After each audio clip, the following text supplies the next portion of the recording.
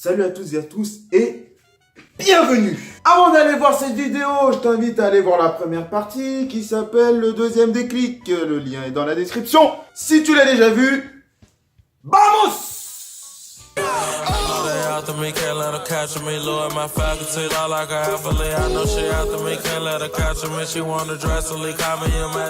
Petit résumé vite fait. Donc j'étais en primaire, j'avais le sang antillais, j'aimais beaucoup les filles, ça s'est mal passé, etc. etc. Voilà, c'est un court résumé. Et du coup, j'ai changé de mentalité, d'avis sur les meufs, etc. etc. Ça partait en live dans ma mentalité. Dans mon cerveau, il s'est dit, à vous les meufs, vous allez prendre cher. Et je vais avoir aussi une mentalité de pessimiste. Eh, les meufs, elles me regardent pas. Ouais, les meufs, c'est des putes. Ouais, et chouin. Bon, c'est pour vous dire le niveau. Une fille, elle s'habillait un peu léger. Dans ma tête, je disais rien. Mais dans ma tête, je me disais, ouais, elle vas-y, c'est une... Ou, je sais pas, une meuf qui est bien apprêtée. Là, je me dis, c'est impossible qu'elle me regarde, c'est impossible. C'est impossible qu'elle m'apprécie, c'est impossible qu'elle m'aime pas, même si je suis gentil. Ou alors, il fallait vraiment que je sois irréprochable. Ben, c'est ce que j'ai fait durant mon adolescence. Il fallait que je sois irréprochable pour être aimé. Je me disais ça. Sinon, j'allais me faire détester si j'étais vraiment moi-même. C'est pour vous dire à quel point cette histoire m'a marqué et qu'elle m'a fait changer ma mentalité. C'est pour cela qu'à partir de ma rentrée en 6e, bon, je connaissais quasiment personne. Du coup, les filles, tu te dis, ouais, tu te dis dans ta tête, elle est pas mal, mais vas-y, elle va s'en foutre de moi, elle va regarder que les autres. Parce que, ouais, tu perds confiance en toi. Parce que tu te trouves moche, etc. Enfin, tu trouves tous les défauts possibles. Et t'es irréprochable, mais il fallait vraiment être irréprochable pour être apprécié. C'est ce que je me suis dit dans ma tête. Et puis, je continue. Donc, c'est toujours dans le cadre de développement de compétences. Je continue à raconter mon histoire et je passe à la 4e. Et tu te dis, what the fuck? Il y a une fille qui m'aimait. Tu te dis, quoi? Dans ma tête, je me disais, non, c'est un prank, OMG, ça tourne mal, explication. Tu te dis, mais arrête tes conneries. Comment ça tu me kiffes? Arrête tes conneries. Donc c'était une fille, c'était une blonde. Enfin, je disais, elle était blonde. Elle avait 2 ans de plus que moi. Et elle avait des formes. Si vous voyez ce que je veux dire. Ouais, des formes. Hein. Je parlais de ça. Enfin bref, elle avait surtout des formes. Derrière aussi. Elle me kiffait alors. Alors tu te dis, mais c'est pas... Non, c'est pas possible. Dans ma tête, je me disais, c'est pas possible. C'était un défi, c'était un pari qu'ils ont fait dans la classe avec un autre gars pour lui dire, ouais, tu vas faire semblant de le kiffer. Et après, le mec, il va kiffer. Et après, il va dire, non, c'était une blague. Je me disais ça dans ma tête à tel point que c'est... Pour vous dire à quel point c'est... Je me disais, c'était pas possible. C'était inimaginable. Vous voyez les mauvaises histoires, ce que ça fait, tu perds confiance en toi et quand il y a une opportunité, eh ben, tu te dis non, c'est faux. Tu deviens paranoïaque, tu te dis ouais, c'est une blague, etc. On se fout de ta gueule. Bon, ouais, j'étais plutôt froid. Ça a commencé vers mars. Dans ce collège-là, il y avait une manie, il y en a certains qui s'amusaient à mettre des mains. Tu te dis mais on va où? Mais tu te dis, mais on va où? On va où? Des meufs qui mettent des mains au mec. Tu vas où? Tu vas sur Mars ou quoi? Ouais, c'était le mois de mars, donc tu vas sur Mars. Ok, j'arrête.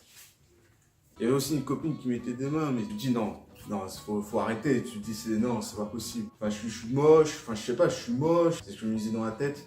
J'arrive pas à y croire. Et bon, bref, je la croyais pas, donc avec elle, j'étais plutôt froid, plutôt distant. Mais il y a un autre côté de ma tête qui me dit, enfin c'est le côté antillais, il me dit pourquoi tu y vas pas, pourquoi tu veux pas sortir avec elle? Ben parce qu'il y a un autre côté de mon cerveau qui est beaucoup plus fort, qui me dit rappelle-toi de la CM2, rappelle-toi de cette mauvaise histoire. Ça a pris le dessus et du coup je repoussais ses avances. Je me suis dit, je veux pas ressouffrir une autre fois. Donc, j'ai pas pris le risque de croire que c'était possible, alors que potentiellement, elle pouvait se foutre de ma gueule. Donc, j'ai refusé de sortir avec elle. Ne vous inquiétez pas, aujourd'hui, je le regrette pas. Mais, je me dis, il aurait pu avoir une opportunité de sortir avec une fille pour une fois. Et puis bon, après arrive le lycée, etc. Bon, le lycée qui se passe normalement. Et puis après, arrive le DUT. Bon, j'arrive normal, Je connais vraiment personne. Après, après on sympathise avec des gens, etc., etc. Je sympathise avec un Indonésien. Donc si jamais il regarde ma vidéo, dédicace à toi, Poto. Après, il y avait un Espagnol argentin que j'avais connu aussi. C'était la rentrée. Je rentre en études supérieures. Et c'est là que je me suis dit, bon, on arrête les conneries, on arrête les clichés, et on oublie cette histoire de CM2, de mauvaise expérience. On repart de zéro. On oublie tout ce qui s'est passé avant, on oublie le passé. Maintenant, c'est terminé. Depuis cette histoire de cette mauvaise expérience, pendant toute mon adolescence, je voulais devenir célibataire à vie, un moine. Même les gens, parfois, ils me disaient « Ouais, tu vas devenir prêtre et tout !» J'ai dit non, c'est mort.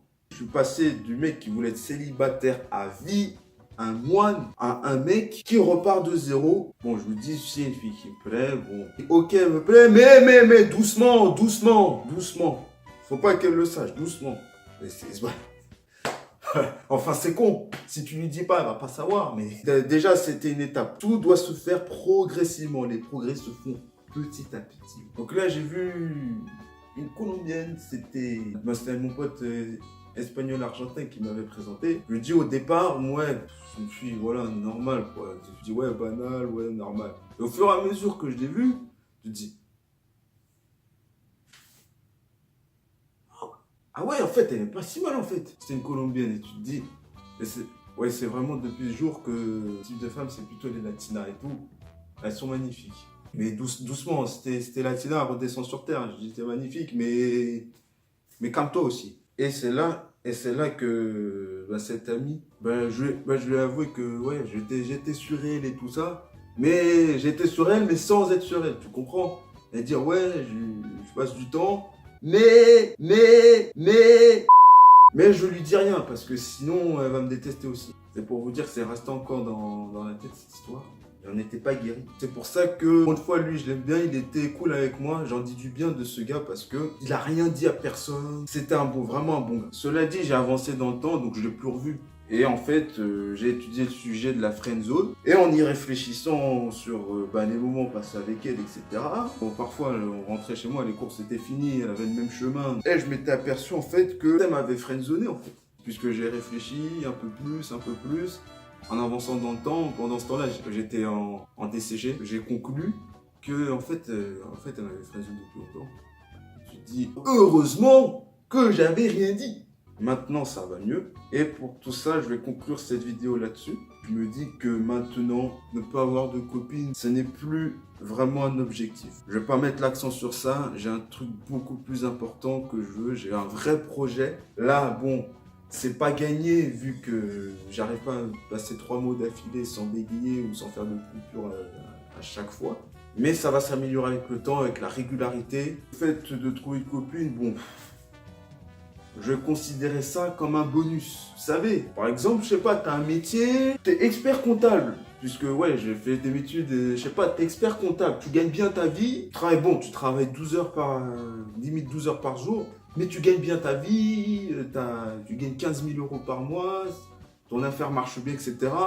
Ensuite, tu décides un jour de jouer à l'euro-million et tu gagnes le jackpot 30 000, je sais pas, 130 millions d'euros. Et là, t'es encore plus bien. Voilà, c'est ça, c'est l'euro. C'est comme si t'étais dans une bonne situation et tu gagnes l'euro-million en plus. L'euro-million en plus, c'est ça. C'est un peu l'image comme ça. Bon, comparer une fille à l'argent, c'est pas bien. Mais c'était juste pour t'illustrer la chose. Tu comprends? Je prends ça comme un bonus. C'est-à-dire, s'il y a une opportunité maintenant, je la saisis. Ce qui m'a permis aussi d'apprendre que dans la vie, il faut apprendre à écouter. T'écoutes, t'as confiance en toi. Il faut que tu t'en battes les couilles du regard des gens. Il faut même que tu en rigoles. C'est un mec qui te lâche et tu fais exprès de faire le con pour que le mec il rigole derrière et comme ça tu lui montres que tu t'en bats les couilles et que bon, si t'échoues, bon ok, tu seras déçu, mais c'est pas ça non plus qui va changer ta vie. Ce qui doit changer ta vie, c'est être heureux, faire un truc qui te plaît, et vraiment un truc qui te plaît vraiment, pas un truc qui plaise aux parents parce que ça fait bien pour le regard des autres, etc. Ça c'est de la merde. Je vais avoir une vie de merde, je vais pas être heureux. Si tu fais juste un métier parce que les parents veulent que tu fasses ça pour leur image, ouais, ils seront fiers de toi, mais que toi, t'aimes pas ce métier, ça n'a pas d'intérêt. Il faut vraiment être heureux dans la vie. L'argent contribue au bonheur, certes, mais il y a des limites. Voilà, c'est tout. C'était la deuxième partie du déclic, de mon deuxième déclic. Il y aura un prochain épisode. N'hésite pas à t'abonner si ce n'est pas déjà fait, à mettre un like sur la vidéo et de commenter pour me dire ce que tu en penses de cette expérience. Et si tu as eu des expériences similaires, de les mettre en commentaire. Et je te dis à la prochaine pour une nouvelle vidéo. C'était Sony. Ciao, bye bye. Tu me vois comme un galérien, chaque jour quand je fais tour la zone, je suis sous le soleil, ça frappe fort, mais faut que je revienne dans la zone, je reviens que pour te faire du sale, si tu bicraves dans ma zone, au TP qui balance, je préfère les sadomaso. Genre des